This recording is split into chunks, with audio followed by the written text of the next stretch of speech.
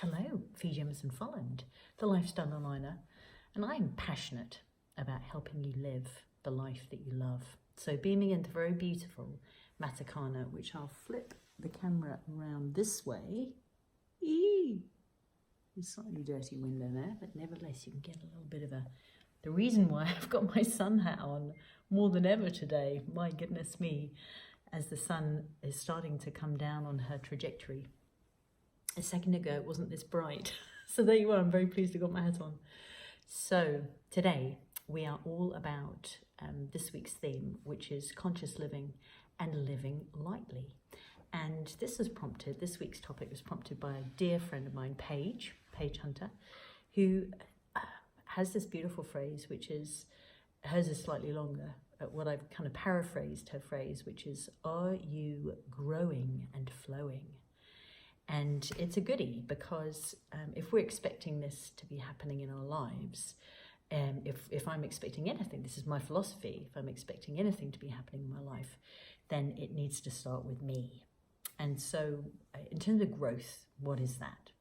Well, it might not be your waistline, it might be, or your height in particular, it might be more so about, say, personal development, how we see the world, our capacity, our what I call our comfort zone. Well, you'll hear that as a common use of a word to help describe, what we become used to and what we limit, the ways that we can limit ourselves. And so I truly believe that when it comes to experiencing more of life and being conscious and awake, if you like, it comes down to how much I choose to expand myself. And, that's unique in terms of what that means for each of us and whether or not it's important.